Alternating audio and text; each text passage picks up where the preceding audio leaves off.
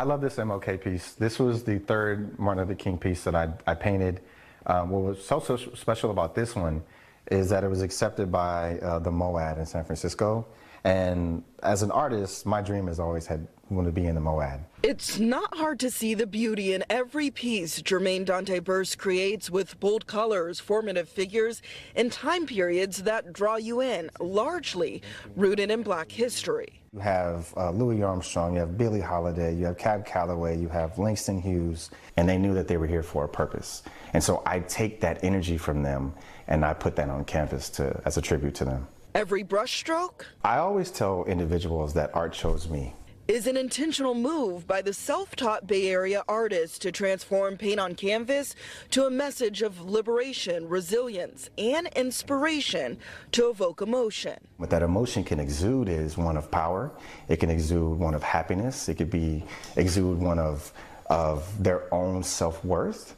But what people really get out of the work, and what I get out of painting the work, is the sense of freedom. But these beautiful paintings are birthed out of a painful past. I was to a point where I would drink almost 32 ounces of vodka a day, which was essentially just killing the insides for me.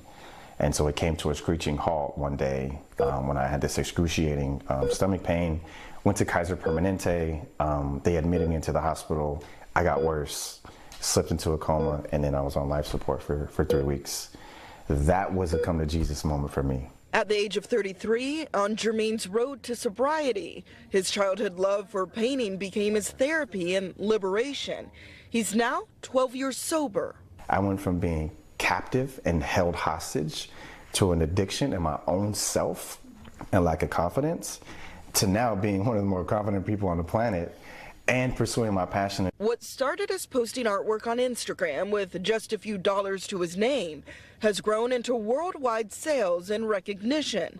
His artwork spans private collections in Tokyo, to painting live at the NBA All-Star Weekend, to pieces showcased in museums in Oakland and San Francisco, as well as commissioned artwork for celebrities including Steph and Aisha Curry, Damian Lillard, Fortune 500 companies, and beyond. To go from where I was to where I am now today, there's not a moment, there's not an hour, there's not a second, there's not a day that I am not incredibly grateful. Jermaine wants his non-traditional path to success to serve as motivation for younger generations to go after their dreams, no matter how out of reach they may seem.